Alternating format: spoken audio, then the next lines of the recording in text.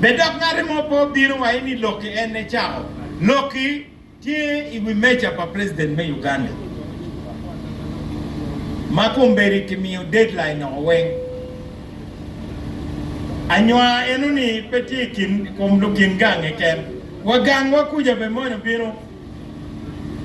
Ugoye chendo ngom mamego ma ono dumbe wa furo ba.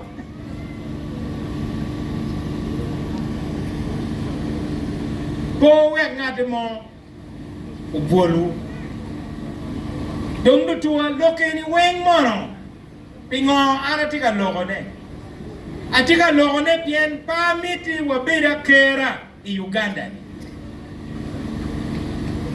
lobo wabene wan bene wana nyoli mi Uganda miro wabed ba Roma kikaka mukene weng wan po de kaka mo ni weng Wamar Nyankole, Wamar Baganda, Wamar Bakiga, Wamar Basoga, Konen kita lutina watika nyome Romera tai kingi. Adega mo pere. Ento gina chori deg ena yanywa. Waripe wunu ni miero ke wowa. Dudua kari ngata moni degi miero wori. Ka wori tia dega ni konye pere. Ero ka degi dok bene pe wori endo ne mera doi ko manywa ara meta joli ubet ma wigite malo owero watin an fudatika yele ni wan mier wa mede ki kwanyo kare en matieni matampa gamente tima be kumwa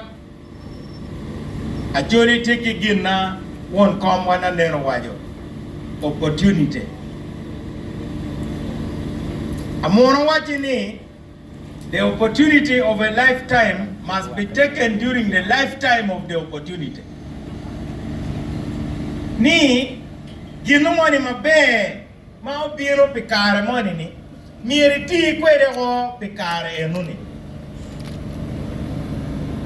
stay away fu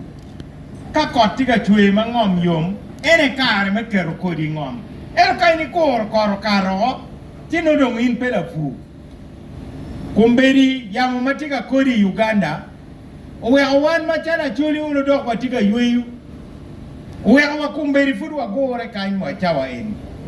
kauno kita jui no tami ko ngo tika time kumberi ko tita kong kono dong wegi bona chaka te wai mau timi tiek lokini odong jawa do karo ero piene kumberi wan bene dong watiki katienwa kunu wan bene watiki katienwa kunu kita kuine te kwene balutua ilo palo la akuja pegene tutwal bodla dilo Ekunyao obele la kiremoni kenyu kuporoche gene dong makumaro kanyi era yeo be mogo anga ma betele Uganda maile mono keluoni casting vote lutua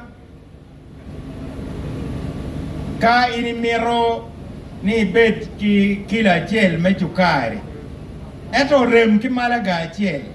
eto Acholi eti ki malaga chiel eni itami wel malaga eni beru nini weke pong wunu nge lok mani tongweno loe menyani keja Acholi mangi cha lok dompere menya ono la cho mo makiretek tini na mo tuo chubola tine o matuo ni mir tongwera Acholi eni menya penyu tongwero dano nga menya ini lagi tutwal tongwero pe nutua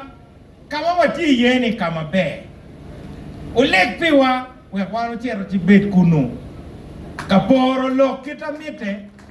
we lobo wa loke yen kotu fori waba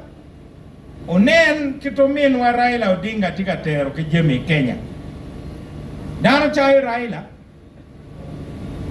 eto kany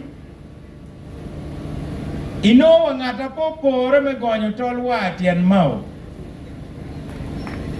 tiuri kinying mao idoge Acholi atiki lok mao timukuman mao timukuman mao ne umokotoi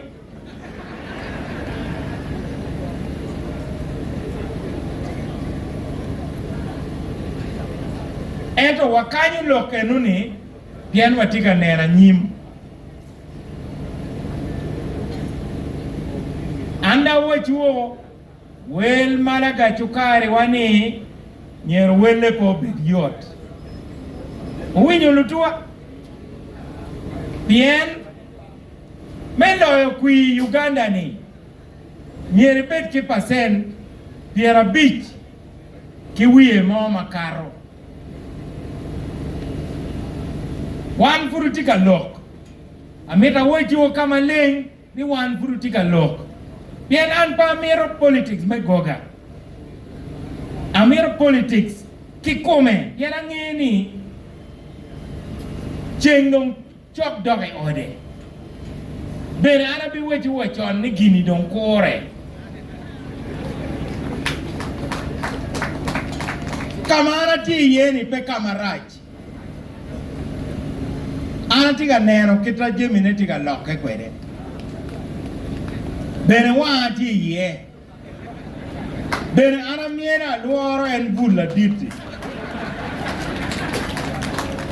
pengene gwak dine manya kaching la go bulu wol chi ana tuki dio neo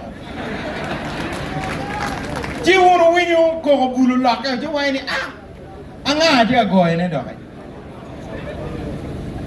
abi waju kanyi bani eni matuko kare pase bana kizito bien lu tua weo no kitika ko besije ba unwi upo wangi kany regan gi ngagi geni FDC arawa ni FDC ni mono unuti awene ma unu ro mtelo ne un ma aki Acholi ni ana biru kany woro wani sebana kizito chao kene dwane ruwe ho ane ndok mira lowe awenu tua uwe ayigo yuero dika bigolo ne peda golo cha do la ten party PP peni are ona pore tutwal jomano chelo kanget sebana kizito no duong ento ananeno mabo gine ni miro no ingeo kit melwen gwako gamente peyot kadi wa gwako party me beri la tela me party peyot ba uno neno ginuti me UPC ori pikar maromere Acholi bolo ngonba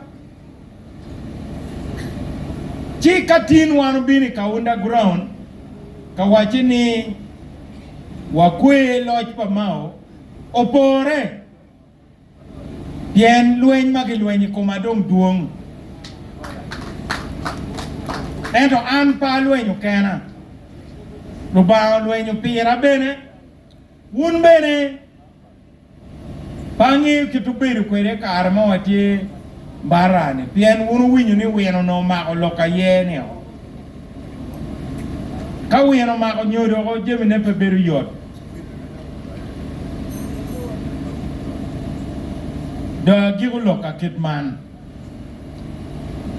amiro noeni ka otika ye dark film oye dama ti dul ma ngeu kitgi wangya legu ni ko pil wiya bene idipi